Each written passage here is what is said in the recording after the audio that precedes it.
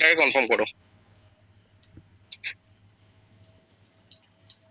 Sound শোনা যাচ্ছে এবং স্ক্রিন ভিজিবল আছে, ঠিক আছে? ওকে ওকে ওকে, চলো। তো প্রথমে আমি আগে কয়েকটা কথা বলে নিতে চাই before going to our topic. সেটা হচ্ছে যে আমরা যখন পরবর্তী দিনগুলোতে ক্লাস করব, কিভাবে কি আমরা ফলো করব এবং কিভাবে কি আমরা এগোবো, ঠিক আছে? সেটা জানাটা জরুরি। দেন আমরা যাচ্ছি বাকি আলোচনায়।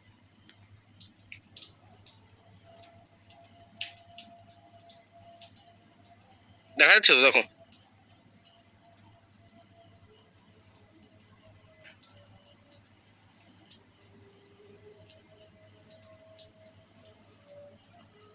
তো আজকে আমরা এটা শুরু করব, এই চ্যাপ্টারটা, ঠিক আছে? যেটা হবে পার্ট 1। একদম বেসিক থেকে যাব, কোনো চিন্তার ব্যাপার নেই। বাট তার আগে, চ্যাপ্টারে ঢোকার আগে কিছু কথা বলার আছে আমার। বিশেষ করে কয়েকজন নতুন আছে বলে এই জন্য একবার বলে দিচ্ছি আরেকবার। আমার প্রথম যে দুটো ভিডিও আশা করি সবাই দেখেছো, ক্লাসের কথা বলছি না, এমনি বেসিক যে স্ট্র্যাটেজি ভিডিও, সেটা সবাই খেয়াল করে দেখেছো, ঠিক আছে? তো সেখানে আমরা দুটো জিনিসের কথা বলেছি। একটা বলেছি মেন নোটস, আর একটা কি বলেছি? শর্ট নোটস, তাই তো? আচ্ছা, এই যে মেন নোটস এর কথা যেটা আমি স্ট্র্যাটেজিতে বলেছিলাম, দেখো এটা দুভাবে, এটা দু ধরনের ক্যান্ডিডেটরা দুভাবে করে। যারা তাড়াহুড়োতেও খুব ভালো হাতের লেখা খুব পরিষ্কার পরিচ্ছন্ন ভাবে লিখতে পারে, তারা কি করে, যখন ক্লাস আমি করছি তখন ক্লাসের মধ্যেই নোটটাকে বানিয়ে নেয়। আবার বলছি, এটা সবাইকে করতে হবে এরকম কোনো গ্যারান্টি নেই, এরকম কোনো মানে নেই, ঠিক আছে?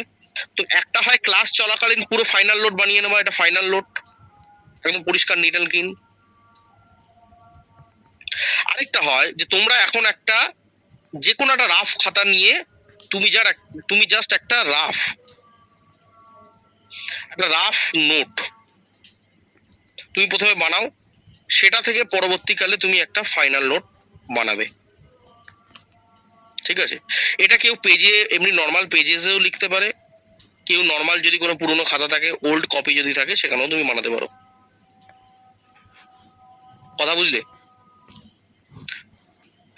তো যাদের হাতের লেখা খারাপ, যারা তাড়াতাড়ি লিখতে পারে না, বা লিখতে গিয়ে কনসেন্ট্রেশন হারিয়ে ফেলে, বা লিখতে গিয়ে হয়তো ব্যাপারটা বোঝার দিকে ফোকাস করতে পারলো না, এরকম যাদের প্রবলেম আছে, তারা একটা কাজ করবে, রাফ নোট বানাবে, ঠিক আছে? সেটা যে কোনো মেথডে হতে পারে।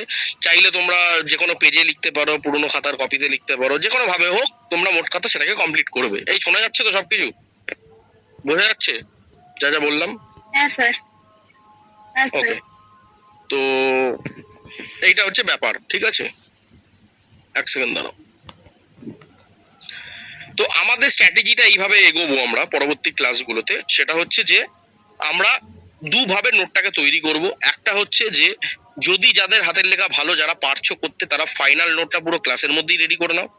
আদারওয়াইজ যারা সেটা পারছো না, তারা একটা রাফ খাতায় জাস্ট হালকা হালকা করে নোট ডাউন করা, যেগুলো পড়িয়েছি। আমার তো নোটটা থাকবেই, ঠিক আছে? হালকা হালকা নোট করে নাও, পরে ওটাকে সুন্দরভাবে খাতায় তুলে নাও, ঠিক আছে? কেন এটা ক্লাসের, প্রতিটা ক্লাসের পরে। কেন এই কথাটা বললাম, তোমার মনে প্রশ্ন আসতে হবে, স্যার ওয়াই এই কথাটা কেন বললেন? কারণ কি, যখন একটা ক্লাস যখন কমপ্লিট হবে, ভালো করে শোনো আগে, একটা ক্লাস যখন কমপ্লিট হবে, তোমার কাছে আলটিমেটলি দুটো জিনিস পাবে তুমি ক্লাসের শেষে। একটা হচ্ছে এই যে বোর্ডে আমি ড্র করছি বা যা কিছু লিখছি, that is class note. Class নোটটা তো পেয়েই যাবে, যেমন এখানে লিখছি তেমনই পাবে, এ টু জেড।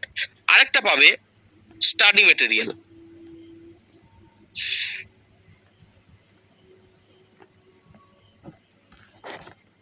ঠিক আছে? আচ্ছা, এবার স্টাডি মেটেরিয়াল নিয়ে একটা কথা বলি। জেনারেলি স্টাডি মেটেরিয়াল আমরা 99.99% আমরা ইংলিশেই ফলো করব, ঠিক আছে? এবার মাঝে মাঝে হয় কি, কিছু আমার কাছে ভালো রেফারেন্স রইলো, যেটা হয়তো বাংলা বা আদার্স কোনো ল্যাঙ্গুয়েজে রয়েছে, তখন আমি সেটা প্রোভাইড করি। বাট জেনারেলি আমরা যেটাকে কভার আপ করবো সেটা হচ্ছে পুরো ইংলিশ। কেন? কারণ কি, আমাদের যা কিছু এক্সাম হবে সেখানে কোনো আদার্স কোনো ল্যাঙ্গুয়েজের কোনো অ্যাকসেপ্টেন্স নেই।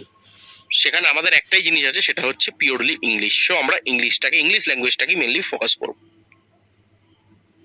ঠিক আছে? তো নোট যা কিছু বানাবে সব ইংলিশেই বানাবে, কারণ আলটিমেটলি তোমাকে পড়তে হবে ইংলিশে, কোশ্চেন সলভ করতে হবে ইংলিশে, কোশ্চেন আসবেও ইংলিশে, বুঝতে হবে ইংলিশে, লিখতেও হবে ইংলিশে, টার্মগুলো জানতে হবে ইংলিশে। আদারওয়াইজ আমরা পারবো না। বোঝাতে পারলাম?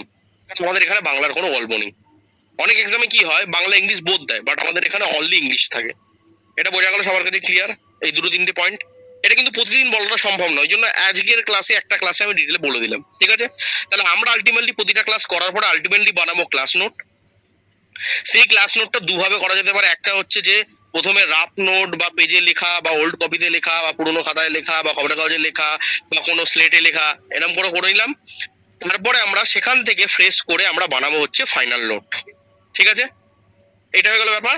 আর স্টাডি মেটেরিয়াল যেটা আমরা দেবো সেটা বেশিরভাগই আমার ইংলিশে থাকবে। সো চেষ্টা করো, যারা অন্যান্য মিডিয়াম থেকে এসছো তারা চেষ্টা করো ইংলিশে জিনিসগুলোকে অ্যাডাপ্ট করার। প্রথম প্রথম দিকে একটু অসুবিধা হবে, আমি বলে দিচ্ছি। প্রথম হয়তো 2 সপ্তাহ 4 সপ্তাহ বা 1 মাস হয়তো একটু প্রবলেম হবে জিনিসগুলো বুঝতে বা ইংলিশে লিখতে বা ইংলিশে জিনিসগুলো করতে, ঠিক আছে? বাট এটা বাই দ্য টাইম এগুলো দেখবে ইজি হয়ে যাবে, অতটা প্রবলেম হবে না, ঠিক আছে? তো চেষ্টা করবে যে কোনো টার্মিনোলজি সেটা ইংলিশে শেখা, বাংলাটা একদমই উচ্চারণ না করা বা বাংলাটা একদমই না শেখা। এই বোঝা গেল মোটামুটি জিনিসটা? কি বোঝাতে পারলাম সবার কাছে ক্লিয়ার? প্রথম প্রথম পয়েন্টগুলো সবার কাছে ক্লিয়ার হয়েছে? Very good. আচ্ছা, আর স্যার শর্ট নোটের ব্যাপারটা একটুখানি বলে দিন ছোট ছোট করে। এটা এখন দরকার নেই, এটা কখন দরকার আমি একটু জাস্ট বলে রাখছি, পরে আমি এটা দেখাবো, এটা আমি একদিন ট্রেনিং দেবো। শর্ট নোট হচ্ছে একটা চ্যাপ্টার যখন ফুল কমপ্লিট হয়ে যাবে, ফুল কমপ্লিট, ঠিক আছে?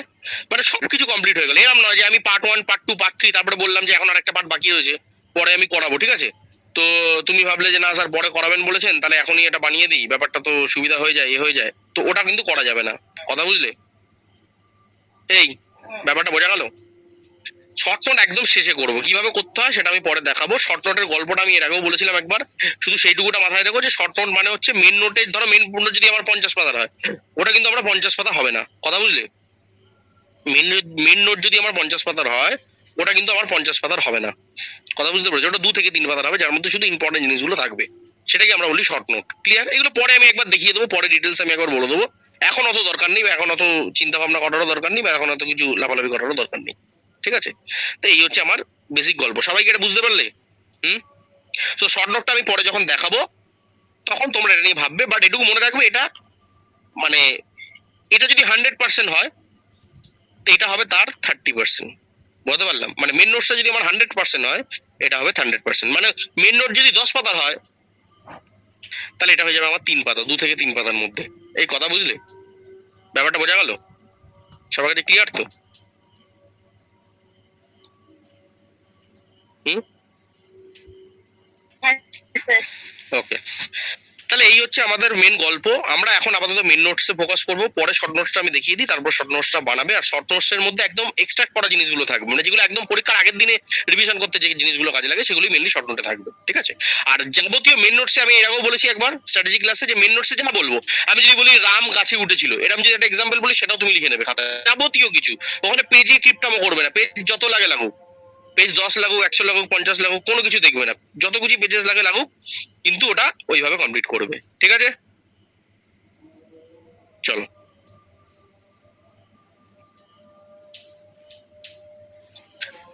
এবার আমাদের বেসিক যে চ্যাপ্টার গুলো আছে তার মধ্যে আমি বলে দিয়েছি অনেক ধরনের চ্যাপ্টার আসবে, শুরুতেই এখন চ্যাপ্টারের নাম বলে মাথা খারাপ করবো না।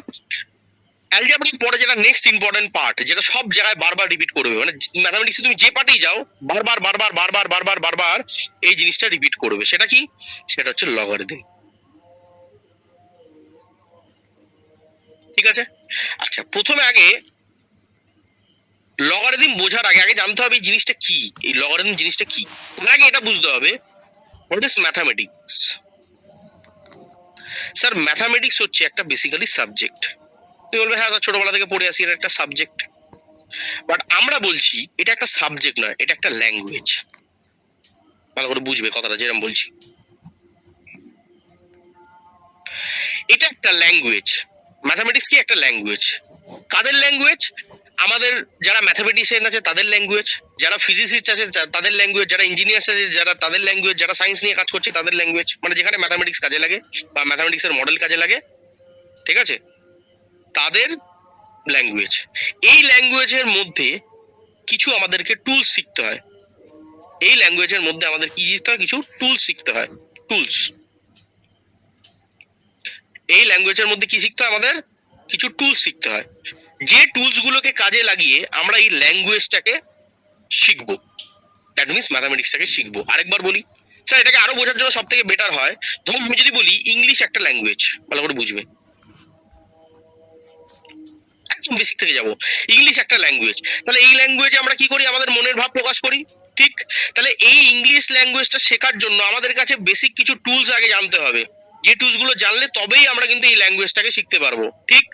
সেই টুলস গুলো কি কি বলতো, একটা ইংলিশ ল্যাঙ্গুয়েজকে ডেভেলপ করার জন্য টুলস গুলো কি কি লাগে স্যার? প্রথমে তো লাগে ABCD, মানে মানে কি ABCD মানে কি?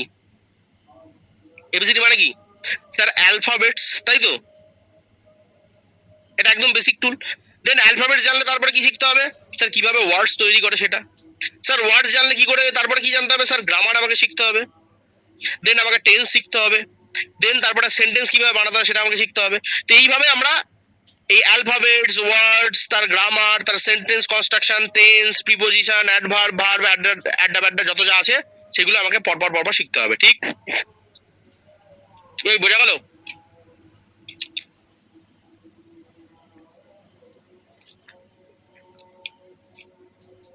দেখো,